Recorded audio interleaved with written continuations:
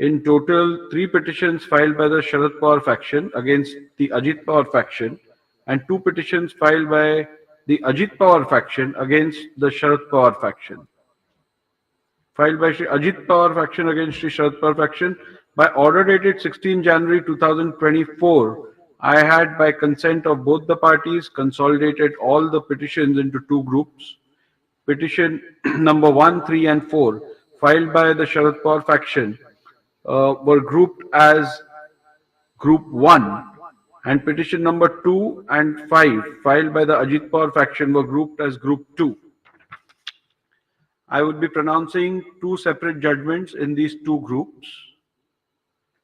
In the facts and circumstances of the matter, and in view of the facts that the rival factions had emerged within the NCP prior to the initiation of disqualification petitions, I had to determine which faction was the real political party for the purpose of these disqualification petitions, as per the law laid down by the Honorable Supreme Court in Subhash Desai matter. This issue is common in both the groups. So what I shall proceed to do is, I shall first pronounce the order in Group 1, where I shall first deal with the preliminary issue and then deal with the issue with regards to disqualification. And then we'll follow with the second petition, group.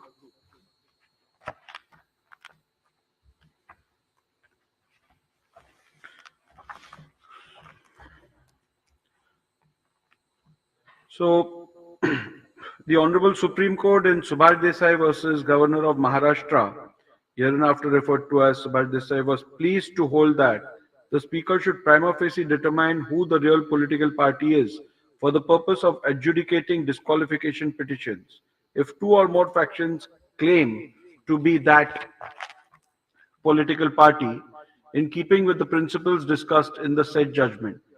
A bare perusal of the pleadings in the present matter indicate the emergence of 2 factions within the NCP, the Ajit Pawar faction and the Sharad Pawar faction. Although the said judgment was in the matter that arose from a somewhat similar political situation that arose in the House concerning the Shiv Sena, it does constitute a precedent that would apply on all 4 of the petition present disqualification matters as well. Hence, keeping in view the similar factual matrix and the law laid down by the Honorable Supreme Court in Subhash Desai Supra, I will prima facie determine which faction is the real political party for the purpose of adjudicating these disqualification petitions. The said preliminary determination is necessary before examining the merits and deciding whether respondents have incurred disqualification under the 10th schedule of the Constitution of India. Therefore, to quote, the preliminary issue that arises for my consideration before delving into the merits of disqualification petition under the 10th schedule is, which among the 2 factions was the real NCP political party for the purpose of deciding the present disqualification petitions.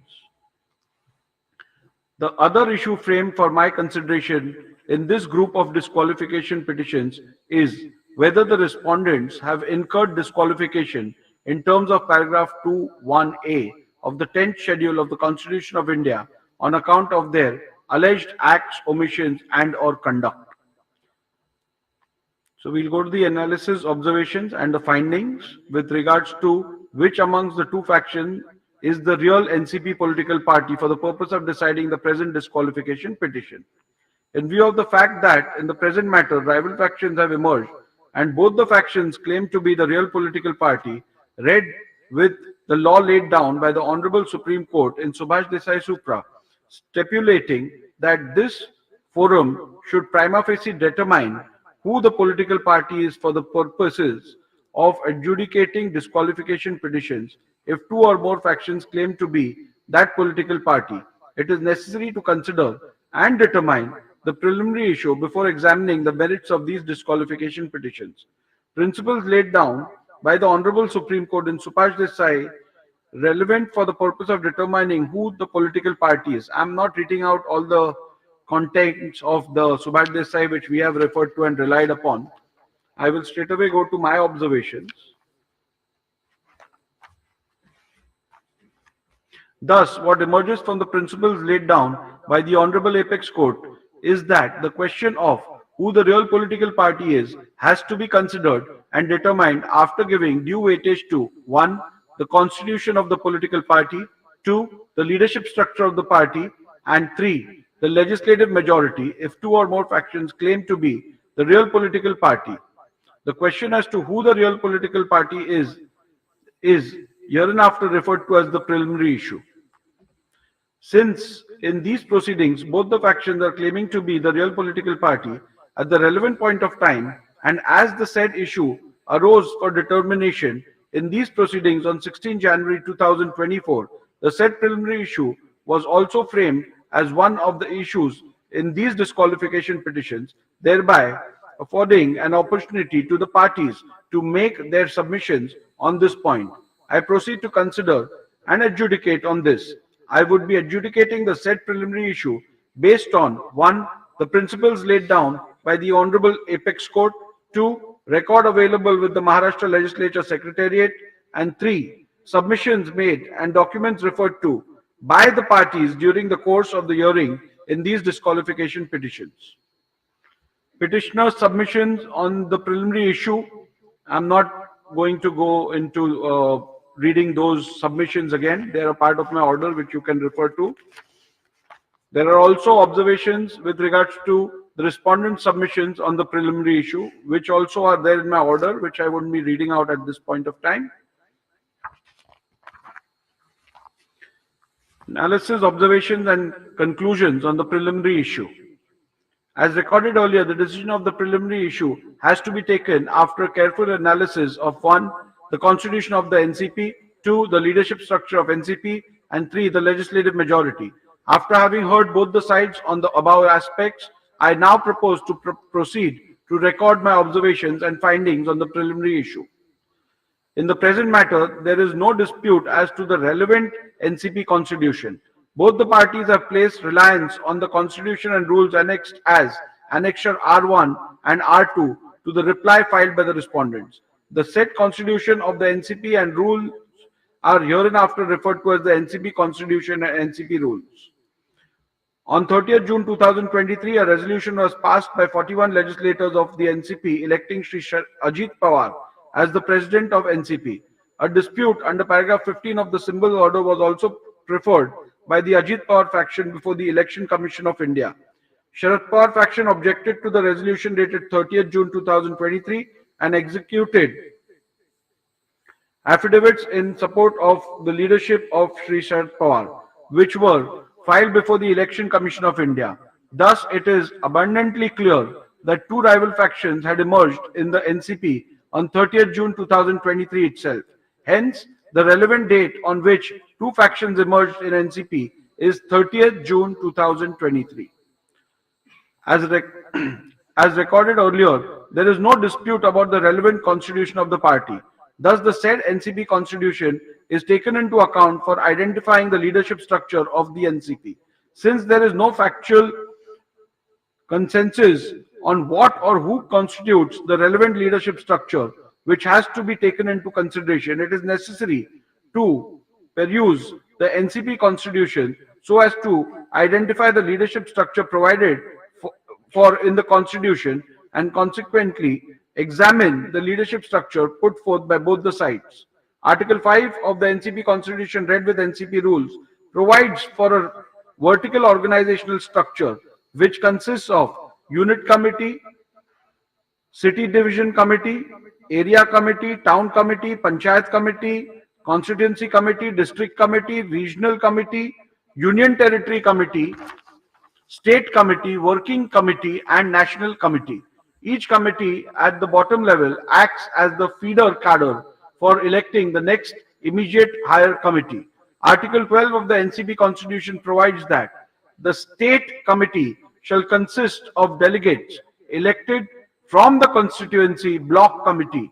Further, NCP Constitution provides that all members of the state committee shall be delegates entitled to vote in the election of the president. National committee of the NCP consists of 1/10 of delegates, the president, the ex-president of the party who have completed a term of 365 days and and continued to be an active member. State presidents of the NCP, leader of the NCP legislative parties, and other 15 members elected amongst the members of parliament.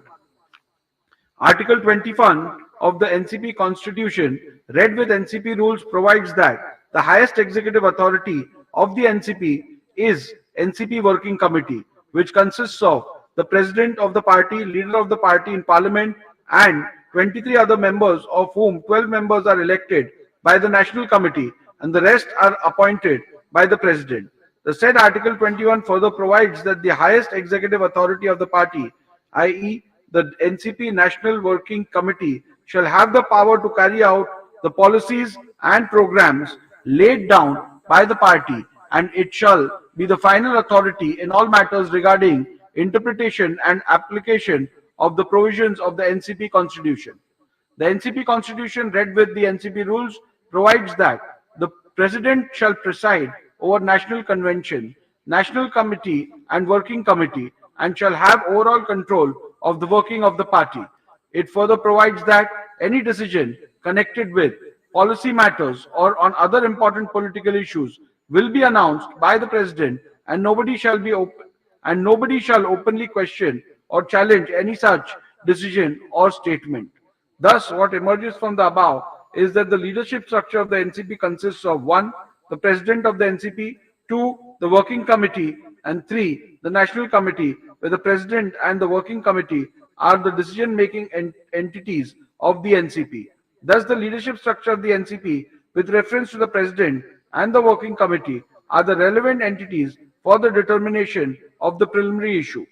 Accordingly, according to the petitioner, again, leadership structure relied on by the petitioner is a matter of record, which I am not reading out again.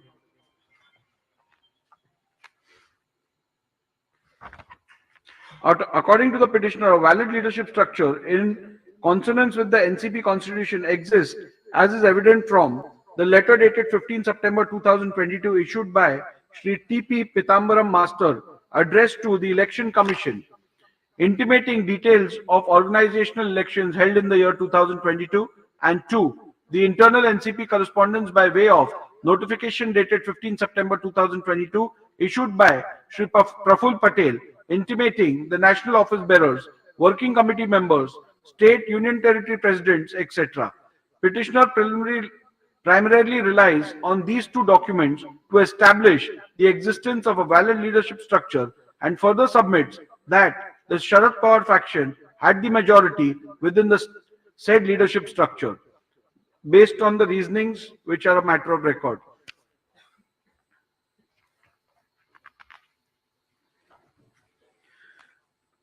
The respondent, however, countered this leadership structure on the grounds that the said leadership structure cannot be taken into account, as the said leadership structure came into existence without following the due process of election appointment as provided in the NCP Constitution. In this regard, the respondent made the following submissions, which is again matter of record.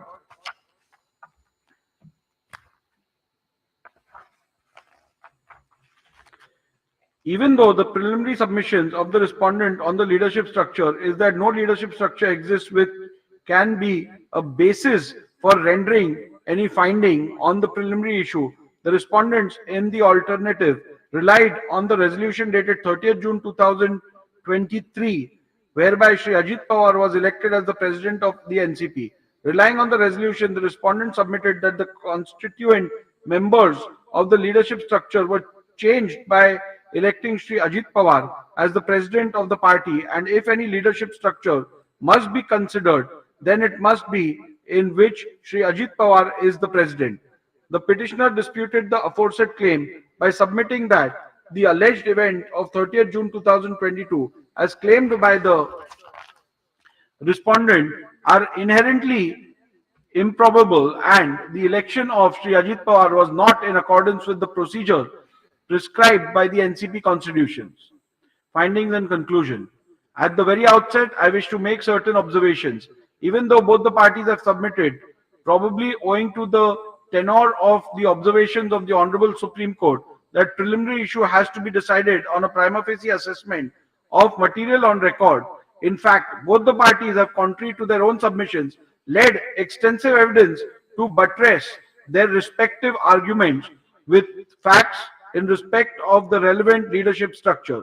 Be that as it may, I am not inclined to diverge from the Honorable Supreme Court's directives to consider evidence of both parties in respect of validity and or illegality of organizational stroke leadership structure in which position of prima facie assessment that I adopted in my final order dated 10 January 2023 when I proceeded to decide the disqualification petition number 1 to 16 of 2022, the Shiv Sena disqualification matter, where I have already held that jurisdiction under the 10th schedule only mandates a prima facie adjudication as to what leadership structure of the political party was at the relevant time, and it does not extend to an inquiry as to whether or not leadership structure was pursuant to a validly held election.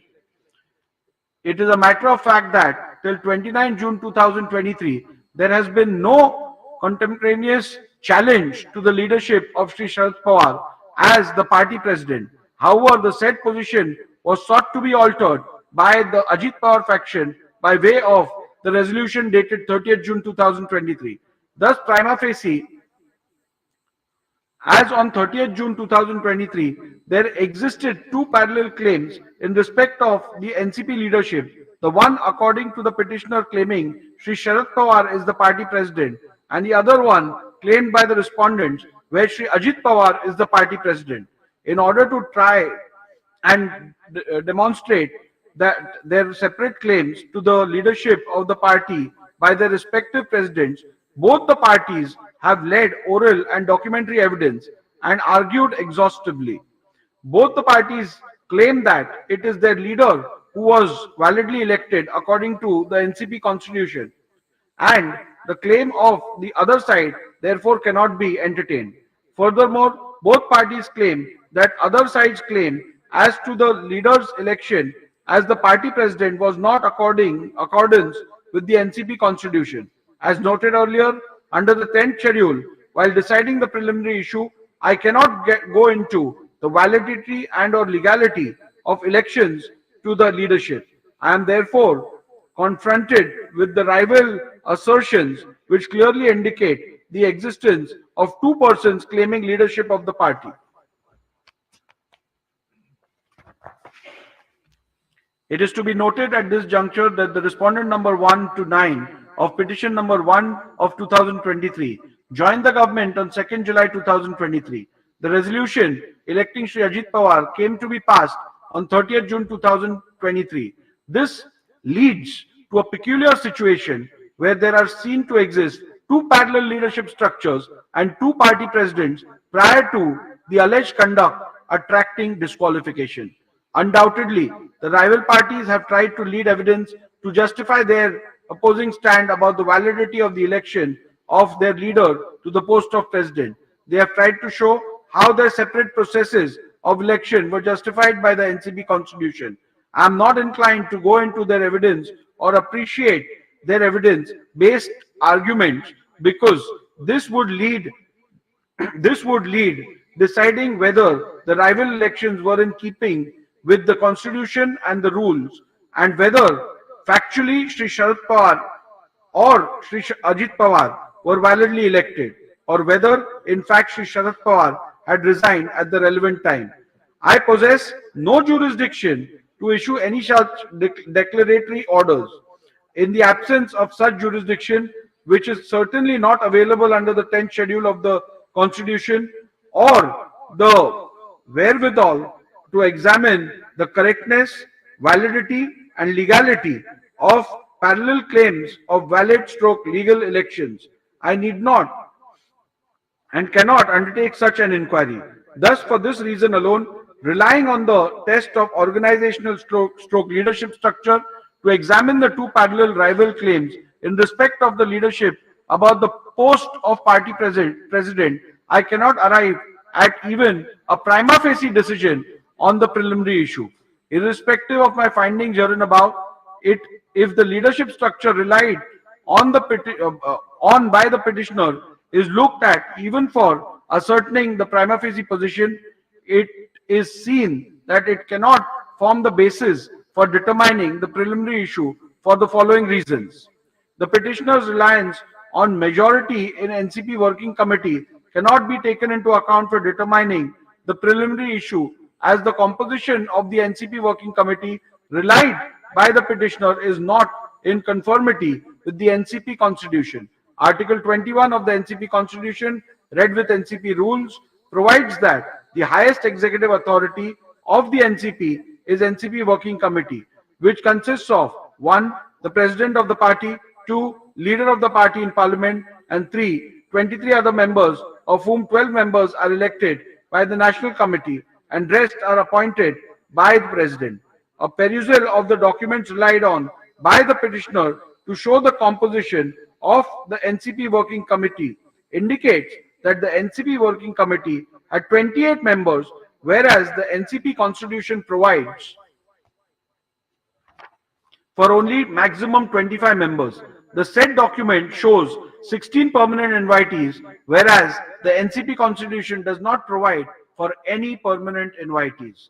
The petitioner submitted that in the national committee, Sharad Pawar faction enjoyed the majority support amongst the delegates elected from the state committees. However, the petitioner has not provided any document which reflects the election of such delegates. Thus, in the absence of any record reflecting the election result and names of delegates, the said claim cannot be accepted by blindly appreciating it to be true. Thus, the submission of the petitioner that Sharad Pawar faction enjoyed majority support in the national committee cannot be relied upon to determine organizational majority. Support of the president and or will of the president is not a reliable factor to determine the preliminary issue, as both the factions challenges their respective leaders, claiming that the leader was not validly elected. As held earlier, under the 10th schedule, such claims cannot be adjudicated. It was open for both the parties to have initiated appropriate proceedings to get a declaration to that effect. In the absence of such proceedings or any findings thereon by a competent authority, both the factions cannot equally claim that the rival faction leader was validly and or not validly elected. Thus, for reasons recorded here and above, I hold that leadership structure relied on by the petitioner and or respondents cannot be taken into account for determining the preliminary issue, as it would be an impossible attempt. Legislative maturity considered.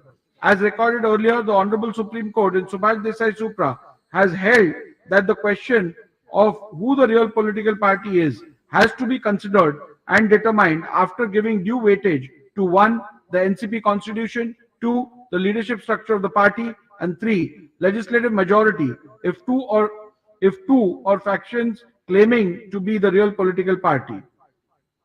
Having arrived at the conclusion that leadership structure and or organizational structure does not provide a reasonable outcome to settle the issue of which faction is the real political party, I now turn to the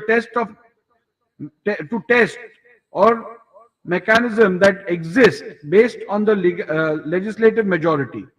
Before delving further, the petitioner's submission that legislative majority cannot at all be taken into consideration has to be considered. The petitioner has placed reliance on paragraph 102 to 111 of Subhash Desai Supra in support of this submission. However, a careful reading of Subhash Desai Supra shows that the said submission is misplaced. Paragraph 102 to 111 of Subhash Desai Supra deals with the issue of who appoints the leader and the whip of the party in house. In the said regard, it was held by the Honorable Supreme Court that it is not the legislature but the political party which appoints the whip and the leader in the house. The ratio cannot be read to mean that the legislative majority cannot at all be considered while determining the preliminary issue. In paragraph 168 of the Subhash Desai Supra, the Honorable Supreme Court has in clear terms laid down that for the purpose of disqualification petition, the Speaker, while deciding the issue of real political party, as to take into consideration the leadership structure specified and identifiable from the constitution of the party along with the legislative assembly majority. The only rider provided is in the said paragraph 168 was that determination of who the real political party is must not be based on a blind appreciation of legislative majority. This is only a rider provided so as to make it clear that even the leadership structure outside the legislative assembly is also a relevant factor in the determination of who the real political party is. It also indicates the legislative majority. It also indicates that legislative majority is also a factor that is not prohibited from consideration. Thus, the submissions of the petitioner that legislative majority cannot be taken as a factor in arriving at a decision on the preliminary issue is not correct and hence rejected. Needless to mention that it is well settled by Supreme Court that where the question arises as to which group is the party, strength of each group becomes an important and relevant factor. It is thus obvious why the legislative majority becomes relevant creation to be taken into account to decide which faction is the real political party. In the present matter, the legislative majority is undisputed. The respondents claim that Ajit Pawar faction had the support of 41 out of 53 MLAs is not disputed by the petitioners. Even otherwise, the resolution dated 30th June 2022 passed by the Ajit Pawar faction shows that prior to joining the government, Ajit Pawar faction outnumbered the Sharad Pawar faction. It is also imperative to note that the very fact that the Sharad Pawar faction has filed disqualification petitions against 41 MLAs of the Ajit Pawar faction itself indicates the numerical strength of each faction.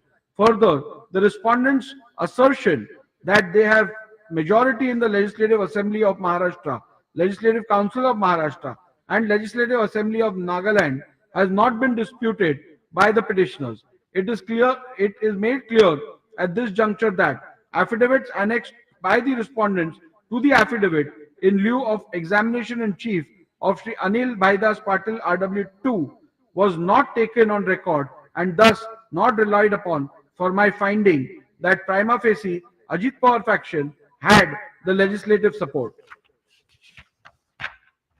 The respondents' assertion that even the vote share secured by the legislators supporting the Ajit Pawar faction is sustainably large than the legislators supporting the Sharad Pawar faction is also not disputed by the petitioners. It is to be also noted that the petitioner has not claimed legislative majority in the manner and has not even attempted to demonstrate it. Thus, in view of the above, I hold that preliminary issue as to which faction is the real political party is discernible from the legislative majority which existed when the rival factions emerged. Further, I hold that the Ajit Pawar faction had an overwhelming legislative majority when the rival factions emerged. Final conclusions on the preliminary issue. Thus, in view of my findings that the party constitution and leadership structure, organizational structure does not provide any reliable outcome to the question which faction is the real NCP political party, and consequently these cannot be yardsticks to determine which faction is the real political party, and to the legislative majority provides a clear and reliable answer to the question of which faction is the real NCP political party, I hold that the Ajit Pawar faction is the real NCP political party for the purposes of these disqualification petitions. Issue number 2. Have the respondents incurred disqualification in terms of paragraph 21A of the 10th schedule for the Constitution on account of their acts, omissions, and/or conduct? Now, with regards to the second issue, it's common again to the extent of the contents to Group 1 and Group 2. However, considering the importance of this issue, I may read it out in the second order as well, second group as well, even at the cost of repetition. The petitioner has concluded, the petitioner has contended that the respondents are liable to be disqualified on the following grounds. the respondents have gone against the official position of the NCP political party and joined hands with Eknath Shinde BJP government in Maharashtra on 2nd July 2023. The respondents have taken oath as ministers in the Eknath Shinde BJP government in Maharashtra on 2nd July 2023. Unilaterally and without authority, the respondents declared Shri Ajit Pawar as the president of the NCP on 30th June 2023. Unilaterally and without authority, the respondents declared Shri Ajit Pawar as the leader of the legislature party in the Maharashtra State Legislative Assembly on 30th June 2023. The respondents attempted to continue a chief whip who had been removed as a member of the NCP for indulging in anti-party activities. The respondents attempted to create confusion by opening party office without authority. Without any authority, the respondents called an open national convention on 5th July 2023 to ratify the illegal decisions on 30th June 2023. The respondents tendered affidavits in support of Shri Ajit Pawar's anti-party activities. The principal ground on which the disqualification is sought is that by joining the government on 2nd June 2023, the respondent number 1 to 9 is in disqualification petition number 1 of 2023, and by supporting the said action of respondent number 1 of 9, the other respondents in disqualification petition number 3 and 4 of 2023 have gone against the will of the NCP political party and thereby incurred disqualification under paragraph 2(1)(a) of the 10th schedule of the Constitution. All other grounds are allied grounds arising out of the said principal grounds. In view of my finding that the Ajit Pawar faction was the real political party when the rival factions emerged within the NCP, respondents cannot be held to be disqualified on any of these grounds, as the decision of Ajit Pawar faction constituted the will of NCP political party. Consequently, the disqualification petition number 1, 3 and 4 of 2023 are liable to be dismissed. In view of my findings that Ajit Pawar faction was the real NCP political party when the rival factions emerged, the respondents cannot be held to be disqualified for grounds recorded in paragraph 76A and B. Even otherwise, irrespective of my conclusions about which faction was the real political party, for the reasons recorded herein below, the respondents cannot be held to be disqualified on the grounds recorded in paragraph 76. Irrespective of my conclusions on the real political party, in my considered opinion, none of the averments, contentions, or pleadings raised by the petitioner, especially ground C to H, recorded in paragraph 76 herein above, fall within the ambit of paragraph 2(1)(a) of the 10th schedule of the Constitution. It is necessary to understand the scope and object of the said provisions of the 10th schedule of the Constitution. The object underlying the said provision was to curb the evil of political defection motivated by various considerations which endanger the foundations of our democracy. What is to be noted is that 10th schedule is intended only for the purpose of prohibiting and punishing defections, and that too with the objective of preserving the foundations of democracy. I am pained to observe that in the present matter, when the facts, circumstances and evidence are viewed, the misuse of the provisions of 10th schedule by political parties becomes apparent. It appears that the initiation of the proceedings is not to prevent maverick and irresponsible defection or to call an errant member to book. It is to suppress dissent within the party and open a new direction in the political tussle for power. The attempt is to stretch the provisions of 10th schedule to suit private objectives of individuals or parties rather than prevent the harm that is caused to elective democracy itself. In the facts and circumstances brought before me, it is necessary to consider the cardinal question: does every act of a member of the legislature that may be described as defiance or dissent, or behavior of group of members of the legislative party in the House that goes against some other group within their own party falls within the meaning of the term defection under paragraph 2 of the 10th schedule. As the Speaker and even as an elected representative, I witness the daily churning of politics as it plays out before me.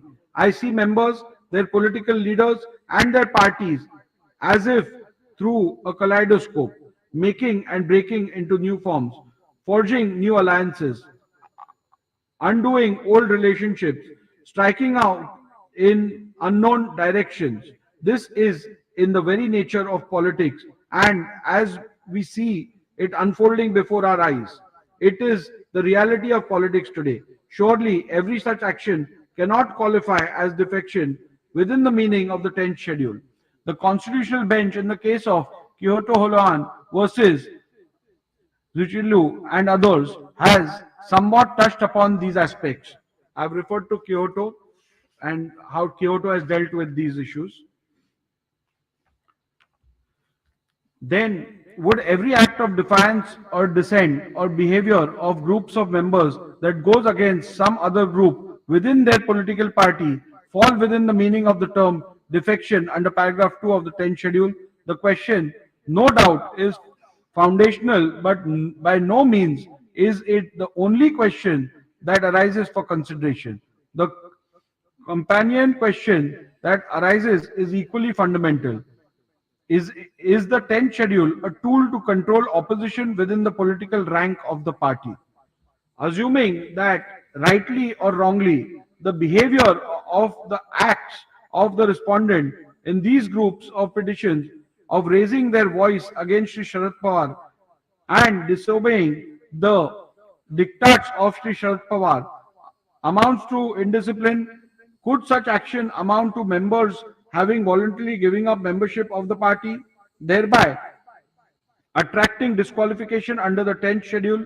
The event that unfolded between 30th June 2022 and 2nd July 2022 were clearly in the nature of intra-party dissent within the Nationalist Congress Party, and the members of the party stood divided between two leaders, i.e. Shri Sharad Pawar and Shri Ajit Pawar. But this conflict was clearly within the political party.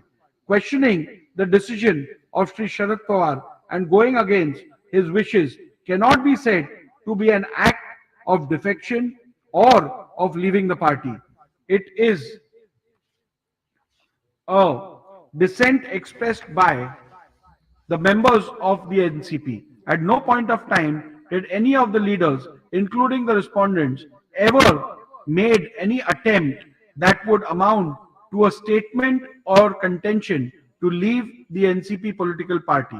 Members of the party expressing concerns against certain political behavior of other members of the party would not constitute defection. Under the 10th schedule, such collective dissent would remain to be a dissent within the political party, even when it began to be raised publicly on the platform other than party forums. It may not be to the liking of this leader or that, but it would still remain to be a dissent and not desertion. A word about dissent. Intra-party dissent by individual members of a political party need to be distinguished from collective dissent of a group in the legislative party. It further needs to be established that if such collective dissent has occurred, it amounts to defection from the party. Here, an examination of the motive also becomes relevant. I need to decide whether collective dissent against the party leadership can be termed as honest dissent within the political party, permissible in a democratic institution such as the political party. Further, whatever be the nature of the dissent, can it be given the status and character of dissent within the legislative party, which alone is a dissent on which the Speaker is empowered to act under the 10th schedule. A useful reference may be made to the recent judgment of the Honorable Supreme Court in the case of Balchandra L. Jarkiholi and others versus B.S. Yediyurappa and others, reported in 2011 7 SCC1. It is an interesting case which had come up before the Honorable Supreme Court from state of Karnataka and touches upon this aspect. The fact of the said case were 13 MLAs of BJP and two other independent MLAs wrote to the Honorable Governor indicating that as MLAs of BJP, they had become disillusioned with the functioning of the government headed by Chief Minister and also the leader of the legislature party who belonged to their own party.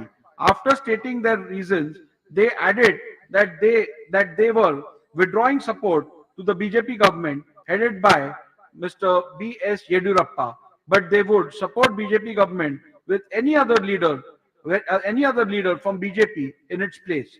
On the basis of the said letters, Governor asked the BJP Chief Minister to seek vote of confidence in the Legislative Assembly and also intimated this to the Speaker. On the same day itself, the Chief Minister filed disqualification petitions against his own MLAs, accusing them of voluntarily giving up membership of the political party. Upon issuance of show cause notice, the MLAs filed a reply stating that they did not intend to withdraw support to BJP but had withdrawn support only from the government headed by Sri Yediyurappa and that they would support any BJP government headed by a clean and efficient person. They asserted that their conduct did not fall within the scope of paragraph 21A of the 10th schedule. The Speaker, however, disqualified the MLAs under paragraph 21A of the 10th schedule. The Speaker's decision was challenged before the divisional bench of Karnataka High Court. The division bench, comprising of Honorable Chief Justice and Justice N. Kumar, gave differing judgments. The Honorable Chief Justice rejected all the contentions of the MLAs and dismissed the writ petitions, while Justice N. Kumar, in his separate judgment, differed with the views of the Honorable Chief Justice in regards to interpretation of paragraph 21A of the 10th schedule and set aside the Speaker's order. The matter was then referred to a third judge, who in turn concurred with the judgment of the Honorable Chief Justice. Thus, by a majority, it was held that Speaker had rightly disqualified BJP MLAs. The order of the Speaker and the judgment of the High Court was challenged before the Honorable Supreme Court. In its judgment, the Honorable Supreme Court extensively referred to with approval the observations made by the dissenting judge of the Karnataka High Court, Justice N. Kumar. I am in complete agreement with this view and am bound by it. I reproduce the said paragraph which are relevant for the present purpose. Justice N. Kumar, who, along with the Chief Justice, heard writ petitions filed by the appellant herein, in his separate judgment, differed with the views expressed by the Chief Justice in regards to the interpretation of paragraph 21A of the 10th schedule of the Constitution. The learned judge went on to further hold that when a member of a house expressed his no confidence in the leader of a legislative party, and if he happened to be the Chief Minister who is heading the Council of Ministers and had written to the Governor in that regard, such act by itself would not amount to an act of floor crossing. Similarly, if the Governor, after taking note of the expression of no confidence, was satisfied that the Chief Minister had lost majority support in the House, he could call upon the Chief Minister to prove his majority on the floor of the House. It was further observed that if the Chief Minister, on such request, failed to establish that he enjoyed the support of the majority of the members, the ministry would fall. But such an act of the member of the House would not constitute defection under 10th schedule. By such an act, the political party which had formed the government would not lose its right to form a government again. On the other hand, what is disturbed by such an act is the government of the political party with a particular leader in whom the members of the House belonging to the same political party have no confidence. But this would not mean that the member of the political party to which the Chief Minister belonged had given up his membership to the political party.